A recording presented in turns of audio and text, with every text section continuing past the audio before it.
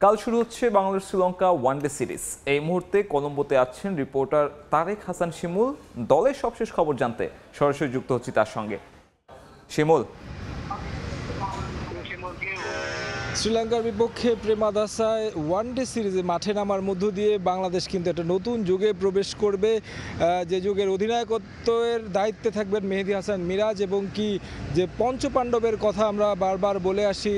দীর্ঘ প্রায় 15 থেকে 20 বছর ধরে বাংলাদেশের ক্রিকেটে যারা আসলে লম্বা সময় ধরে খেলেছেন, তাদের একেবারে 5 জনের কেউই থাকছে না এই সিরিজে। এই সিরিজের মধ্য দিয়ে মিরাজের অধিনায়কত্বের যেমন অভিষেক হবে, একই সঙ্গে কিন্তু মিডল অর্ডারের যে চিন্তার একটা জায়গা রয়েছে, মুশফিক এবং মাহমুদুল্লাহ এই দুই ক্রিকেটার সবশেষ খেলেছেন। সাকিব আল হাসান যেহেতু আসলে নেই, সেই জায়গা থেকে বলা যায় যে এই জায়গাটা আসলে কারা ফিল আপ করবেন, এই বিষয়গুলোর একটা ভালো পরীক্ষার মঞ্চ কিন্তু এই শ্রীলঙ্কার বিপক্ষে সিরিজ। পাশাপাশি যদি বলি মেহেদী হাসান মিরাজের কথা, অধিনায়কত্বের ইস্যুটা আসলে অনেকভাবেই আসলে এসেছে গণমাধ্যমে।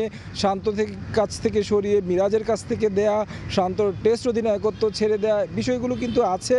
মাঠে নামার আগে বিষয়গুলো ড্রেসিং রুমে কতটা স্বাস্থ্যকর পরিবেশ বজায় রাখবে সেই প্রশ্ন তো আছে। তবে মিরাজের অধিনায়কত্বে নতুন দিনের সূচনা হবে সেই প্রত্যাশা সবার।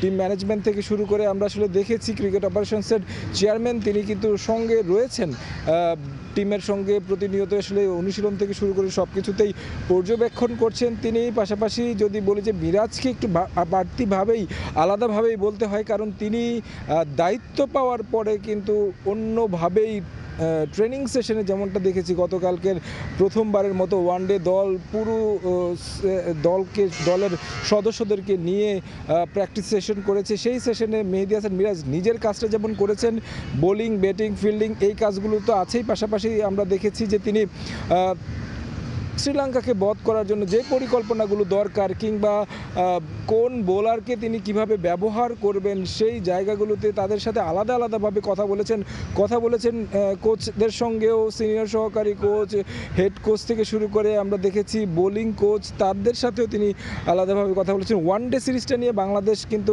বেশ সিরিয়াস, কারণ টেস্টে ক্রিকেটে গলে ভালো পারফরমেন্স করলেও কলম্বোতে এসে কিন্তু সেই পারফরমেন্সের ধারাটা আসলে ছিল না বাংলাদেশের। সেই কারণে কিন্তু বলা যায় যে এই রঙিন পোশাকের ফরম্যাটটা কিন্তু পছন্দের ফরম্যাট। এখানে আসলে ঘুরে দাঁড়াতে চায় মাহমুদুল্লাহ মুশফিকের কথা, যেটা আসলে বলছিলাম যে এখানে আসলে বলতে হয় যে লিটন কিংবা শামীম পাটোয়ারি তাদেরকে নিয়ে নিশ্চয়ই পরিকল্পনা সাজাবে টিম ম্যানেজমেন্ট। এই জায়গাটাতে জাকির আলী অনেকও রয়েছেন, তো তাদের নিয়ে আসলে টিম ম্যানেজমেন্ট কি ভাবছে সেটা হয়তো আজকের অনুশীলন দেখলে বোঝা যাবে। সন্ধ্যায় অনুশীলন রয়েছে, প্রি ম্যাচ প্রেস কনফারেন্স রয়েছে সন্ধ্যা 7টায় স্থানীয় সময়। তো আমার কাছে কলম্বো থেকে এই ছিল সবশেষ খবর। শিমুল, আপনাকে ধন্যবাদ। দর্শক, শিমুল যুক্ত হয়েছিলেন, জানাচ্ছিলেন ওয়ানডে সিরিজের আগে বাংলাদেশ দলের সবশেষ খবর।